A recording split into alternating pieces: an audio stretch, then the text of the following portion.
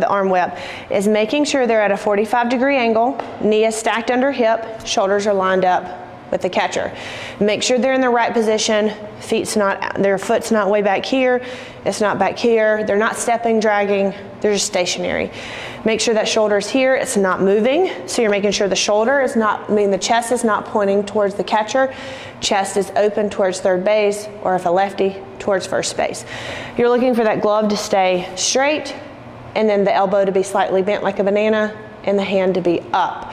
They're going to have a nice, loose, relaxed wrist, so you can let them just wiggle, wiggle. This is what I call wiggle, wiggle, and just let their hand flop down. Most kids have been taught this cocked wrist, so if you can apply it in a way where you say you're still cocked, you're just more up, like this. Then as they drop their hand, they still feel like they have a good snap, versus I'm here, and now I'm here, and I don't know how to throw the ball.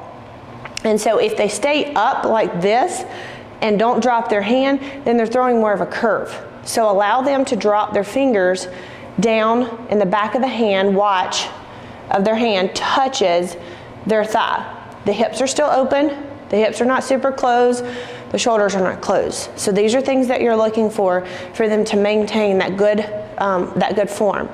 So you're here, wiggle, wiggle, and then allow them to drop the ball straight down, and learning to feel that the wrist actually snaps and pops when the elbow straightens like this, straight down.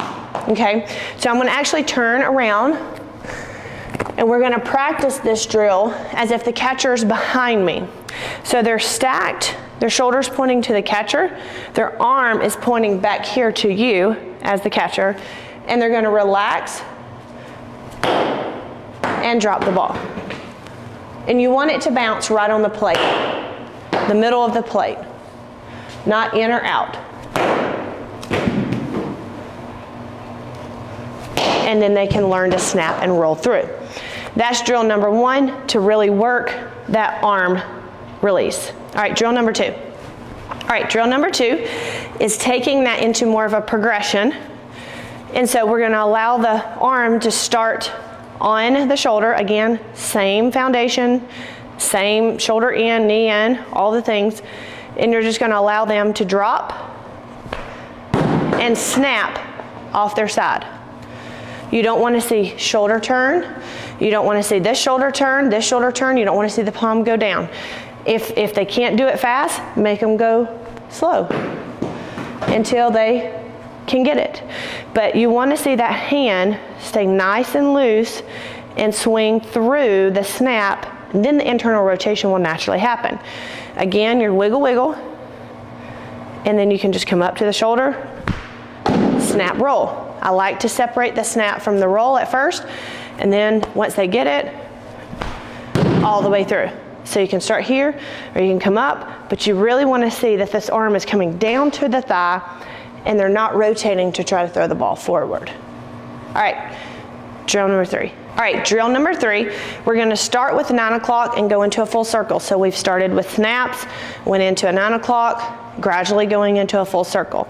I like to hold the PVC pipe just like this with the thumb up on the side, palm is up, and I get them to drop the elbow down into the ribs and allow the stick, palm out, or the PVC pipe, whatever you're using, just to tap the mat. You can do it with a bucket. You can do it with a fence. But this is staying nice and loose so they feel how that hand naturally will snap and roll over. So it's here, here. If I wanted to add my legs, I could drive my knee into the mat, shoulders stay in, and this is how they're working, gradually getting the step, the sequence, and the arm whip together. They can also start forward, nice and loose. They're going to come around and fall. This has to be done over and over and over until they get this where it feels just natural to them. And then they can open, close, open, close. If you notice, my knee's not really moving that much. My toes not really moving that much, but my hips are still opening. down. You can do the same drill. Feels a little different with the noodle in a bucket. I hold the index finger up. I line my toe in the center of the bucket, the back toe on the power line. My hips are open, shoulders are open. Pull down and snap. And just engage your core every time they pull down. They're getting good, strong resistance and then snapping. If they're doing any kind of this, they'll totally miss it and it won't sound powerful. Carry that into a full circle, knees forward, arms in front, full circle around, shoulders and hips are open, slam. Woo.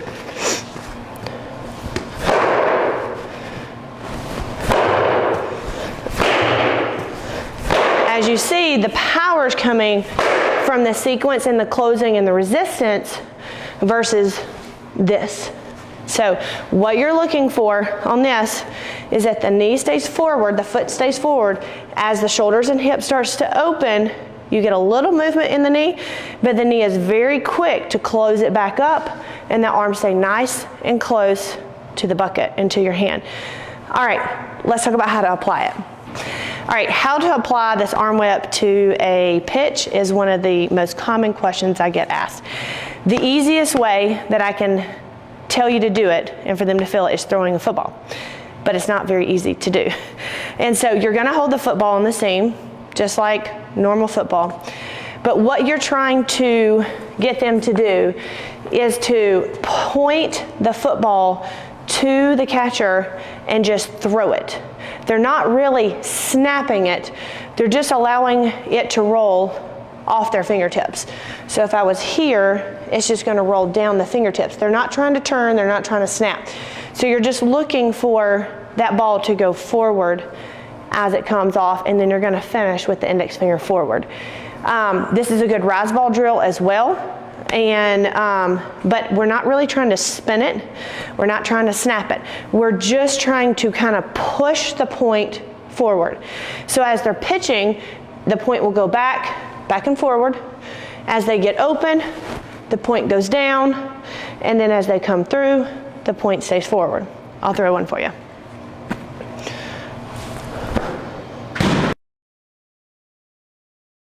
So when throwing this football, it should look like a spiral. But again, you can see I'm not turning, not trying to snap.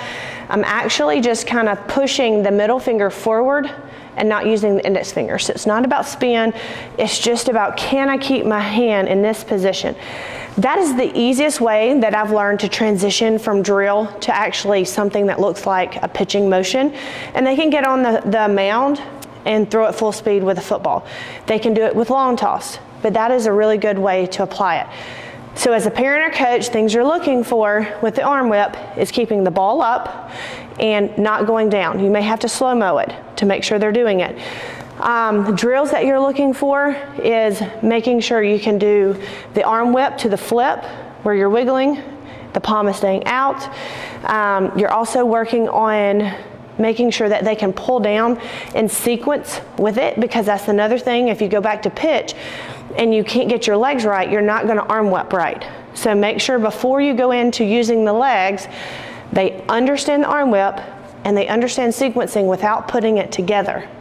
Then once they understand both, you start putting it together, making sure that when their heel goes down, knees going in, when they're throwing, and that their arm can stay in this kind of motion and allow the hand to just snap at the pocket.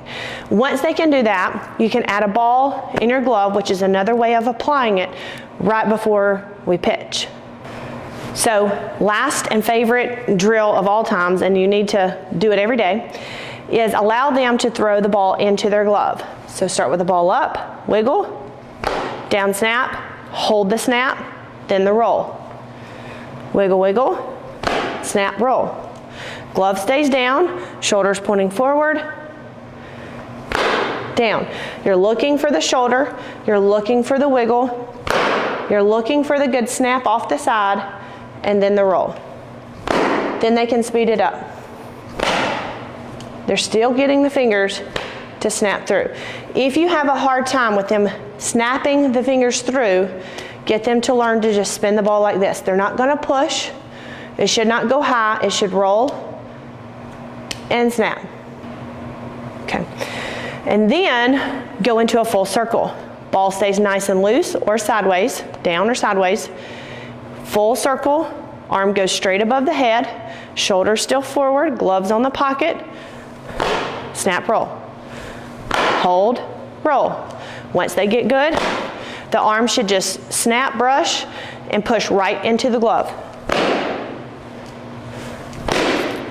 All right, so we had 3 drills to work on how to feel it. We had 2 application drills of how to incorporate it into more of a movement to simulate the pitch.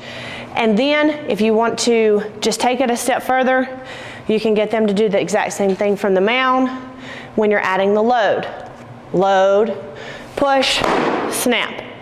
If they can do that, you shouldn't have any problem with carrying these drills into the pitch. All right, see you guys in the next video.